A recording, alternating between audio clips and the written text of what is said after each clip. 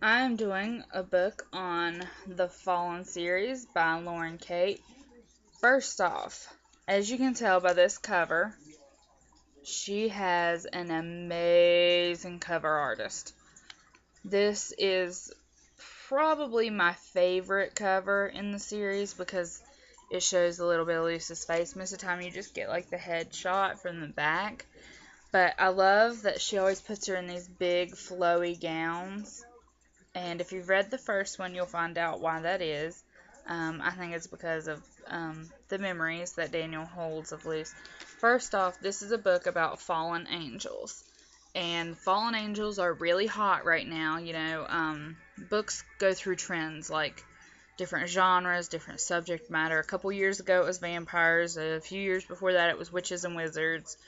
Now it's in these dystopian novels, and angels are really hot right now. Okay, when I got this was one of the first angel books I ever read. To me, this is probably the best one I've ever read. I've read Halo by Alexandra Andornetto, or whatever her name is. It was awful. Her target audience was probably damaged by reading it. It should have never seen the light of day, in my opinion.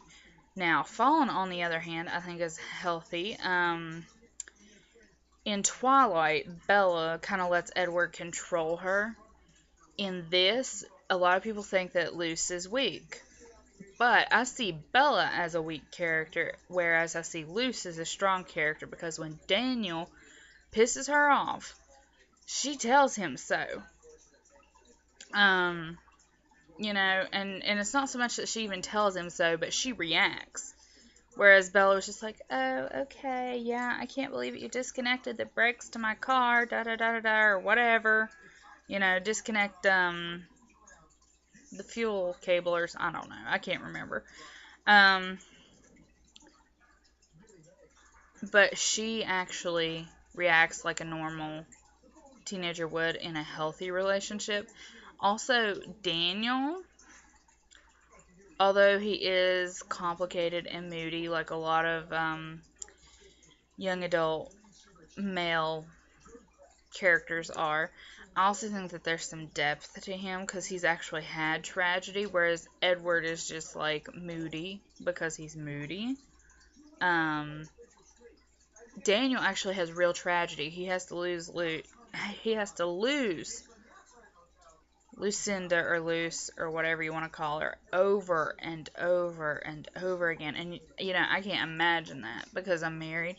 I can't imagine seeing my husband come back every 17 years and pass away and then pass away and pass away for thousands of years. That would just kill me. I think what I loved about this was the extra stories um, about Daniel and Lucinda. And I really wish that I could have a book, not Daniel and Luce, but a book about the other characters like Ariana, Roland, um, Cam, especially Cam. I would love to see him get a happy ending. I would like for her to just write one book to wrap up, or just do a book like this, like make it like Fallen in Love 2 or something, um, that has the other characters' final endings in it. That tells me if they ended up happy or not, because that kills me. I'm sitting here wondering, like, what happened to Cam, because he was my favorite. I think I have a thing for bad boys, but he was my favorite character, and it kills me not to know what happened to him. Now, this book is just amazing. A lot of people complain about her female characters or the fact that, um, honestly, this is one of the most different books I've ever read. The way that she describes the devil and the rapture and things in heaven and the reason that the fall happened and everything, I think it was very original. And to me, ideas speak more than, let's say, character development. Like, I don't care if your characters are weak or strong. If you don't have a good storyline, your book is going to be crap. And, whereas her book is very strong. I don't see many mistakes in it, and usually I'm pretty careful at catching mistakes. Her storyline's consistent. It doesn't have any flaws in it. I absolutely adore this book. I can't say how much I like it. If I could give it 20 stars, I would. If I could give it 10 stars, I would. And it wouldn't be enough. I highly recommend reading it before you read the reviews. And obviously, if you're watching this, you're watching our review. But if you read the reviews on Goodreads and you see something that's like not so nice, read it before you judge.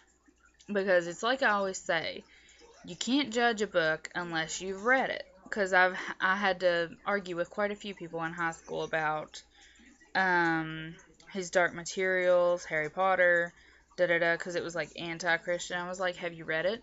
Did you see any passages that were satanic or atheist in nature? I was like, did you read the book? And they would be like, well, no, but this is what my preacher says. And I said, well, did he read it? And they would say, no. So read the book. Tell me what you think. If you disagree with me, that's cool. But let me know why you disagree with me. And always subscribe, like, and comment on my videos. I'd love some feedback.